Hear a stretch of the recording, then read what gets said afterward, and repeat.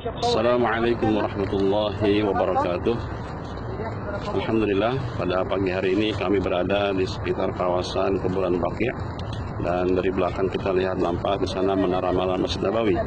Saat ini kami berada di belakang kuburan yang menurut informasi dari beberapa teman bahwa kuburan ini ada kisah yang menarik, kisah nyata yang menarik tentang seorang wanita yang meninggal saat berangkat umroh, kemudian wafat di Madinah dan dikuburkan di belakang kami ini.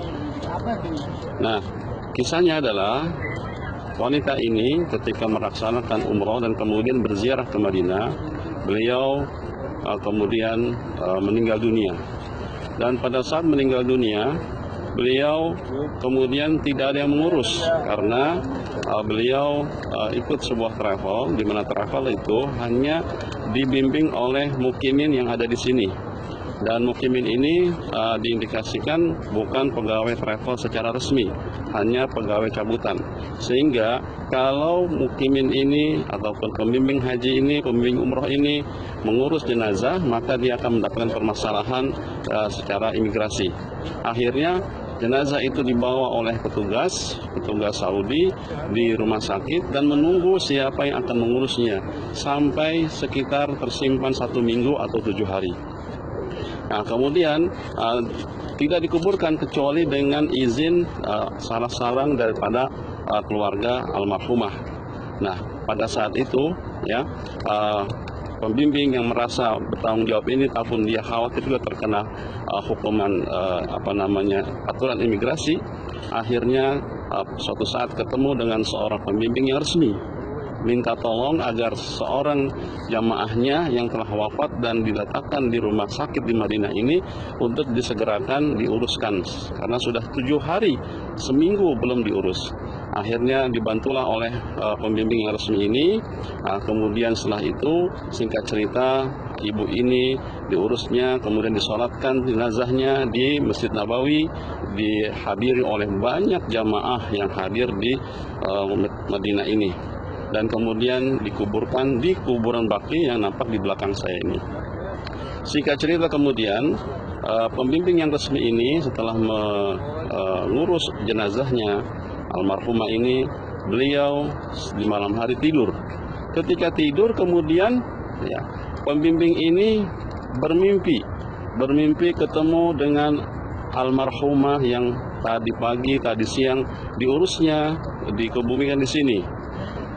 Dalam mimpi itu kemudian si ibu ini bercerita dan berkata kepada Ustadz pembimbing ini, berkata, "Wahai Ustadz, wahai pembimbing kami ucapkan terima kasih yang telah mengurus jenazah saya, ya, dan disolatkan di Masjid Nabawi dan dikubur di Baqi'. Alhamdulillah Pak Ustadz, bahwa saya ketika dikebumikan di Baqi' ini disambut oleh roh-roh, disambut oleh istri-istri Rasulullah SAW. Ketika dia mimpi seperti itu, kemudian si pembimbing ini bangun dan dia merasakan seakan-akan benar-benar bertemu dengan wanita ini. Akhirnya kemudian si pembimbing ini, karena sebelumnya memang sudah tahu nomor teleponnya dan minta izin dari keluarganya untuk mengurus ibunya, dia kemudian telepon kepada keluarganya. Apa yang ditanyakan? Mbak adalah putri daripada ibu ini? Iya. Ada apa, Pak? Kata seorang anak daripada almarhumah. Lalu kemudian si pembimbing cerita, saya barusan bermimpi ketemu ibu, dan ibu Mbak ini disambut di Baqi' oleh istri-istri Rasulullah SAW. Kemudian di sini saya telepon mau bertanya, Mbak, kira-kira apa amalan ibu Mbak yang sampai beliau ini disambut oleh istri-istri Rasulullah SAW di makam Baqi' ini? Dan saya tahu, kata si pembimbing itu, bahwa di makam Baqi' ini banyak sekali atau ada istri-istri Rasul yang dikuburkan di sini, seperti Aisyah, Saudah, Zainab dan lain sebagainya. Maka saya mau tanya, Mbak, apa kira-kira amalannya?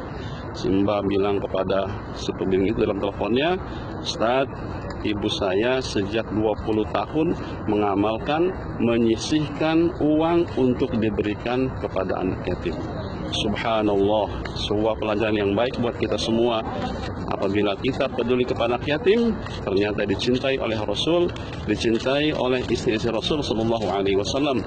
Karena Rasul sendiri mempunyai gelar Abul Yatama, orang tua atau ayah anak-anak yatim.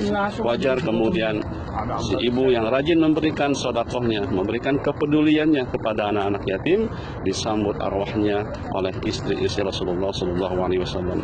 Semoga kita semua menjadi orang-orang yang peduli kepada anak yatim. Amin ya rabbal alamin. Demikian, wabillahi taufiq wal hidayah. Assalamualaikum warahmatullahi wabarakatuh.